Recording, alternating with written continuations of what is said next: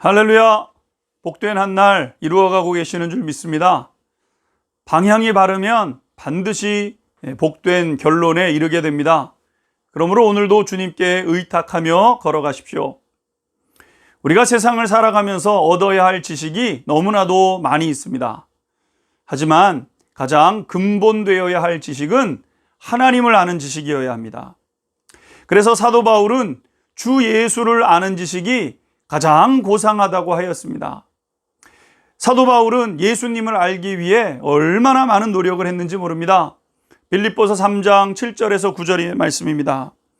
그러나 무엇이든지 내게 유익하던 것을 내가 그리스도를 위하여 다 해로 여길 뿐더러 또한 모든 것을 해로 여김은 내 주 그리스도 예수를 아는 지식이 가장 고상하기 때문이라. 내가 그를 위하여 모든 것을 잃어버리고 배설물로 여김은 그리스도를 얻고 그 안에서 발견되려 함이니 내가 가진 의의는 율법에서 난 것이 아니요 오직 그리스도를 믿음으로 말미암은 것이니 곧 믿음으로 하나님께로부터 난 의라. 아멘. 하나님을 알 때 우리의 삶에 풀리지 않는 의문이 풀리게 되고, 그리고 이전에 경험하지 못했던 놀라운 일들을 경험해 가게 됩니다. 오늘 시편을 기록하고 있는 시편 기자는 하나님에 대하여 이렇게 말씀하고 있습니다. 1절 말씀입니다. 하나님은 우리의 피난처시요 힘이시니 환난 중에 만날 큰 도움이시라.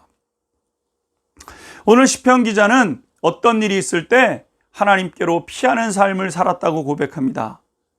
삶에 문제가 있을 때, 괴로운 일을 당했을 때, 슬픈 일을 만났을 때, 외로운 마음이 들 때, 가난이나 질병으로 고생할 때, 어떤 때이든지 하나님께 피하는 삶을 살아왔던 것입니다.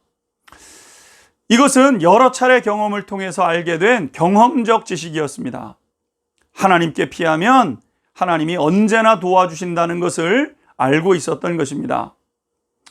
그러면서 이 사람에게 나타난 유익한 삶에 대해서 그는 이렇게 고백하고 있습니다. 2절과 3절입니다.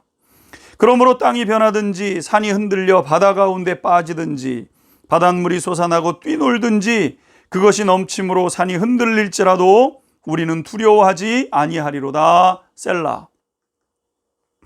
어떤 일들은 우리 생활에 엄청난 영향을 미치게 됩니다. 마치 지진으로 인해서 몰려왔던 쓰나미와 같은 일들이라고 이야기합니다. 지진을 경험해 보신 분들은 죽음의 두려움과 같은 심각한 공포를 느꼈다, 이렇게 이야기를 합니다. 지금부터 10년 전인 2011년에 있었던 일본의 쓰나미를 우리 성도님들 다 기억하실 겁니다. 바다의 해일이 육지를 덮치게 되었고 모든 것을 집어삼키는 그런 일이 있었습니다. 일단 쓰나미에 휩쓸리니까 집도 차도 사람도 흔적 없이 사라져버리게 되었습니다. 10년이나 지난 일이지만 지금도 많은 분들의 깊은 두려움을 사로잡고 있는 것을 보게 됩니다. 그런데 오늘 시편 기자는 이렇게 고백하고 있습니다. 3절에 말씀합니다. 우리는 두려워하지 아니하리로다. 사랑하는 성도 여러분, 놀랍지 않습니까? 하나님을 아는 지식을 가진 사람들은 세상 모든 사람들이 두려워할 때도 그 두려움에서부터 벗어날 수 있다고 고백하고 있습니다. 두려움이 올 때마다 든든한 피난처가 있기에 그 안에서 평안함을 느낄 수 있었습니다. 찬송가 413장에 이런 고백이 있습니다.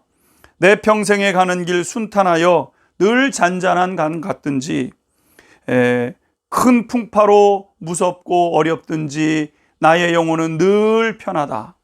내 영혼 평안해, 내 영혼 평안해, 내 영혼 평안해. 이 찬송은 호레이시오스 스페포드라는 분이 작사를 했습니다. 스페포드는 큰 화재로 인해서 집과 전 재산을 잃어버리고 그 화재로 인해서 사랑하는 아들을 잃어버렸습니다. 그리고 얼마 후 4명의 딸도 바다에서 잃게 되었습니다. 5 자녀를 한순간에 잃었습니다. 그런데 이 찬송시를 지었던 것입니다. 너무도 고통스러운 사건이었지만 그것을 이겨내가는 스패포드의 고백을 듣게 됩니다. 사랑하는 성도 여러분, 오늘도 하나님을 알아가기 위해 힘쓰십시오. 환난 날에 큰 구원이 여러분에게 있게 될 줄 믿습니다. 우리 성도님들을 축복합니다. 아멘.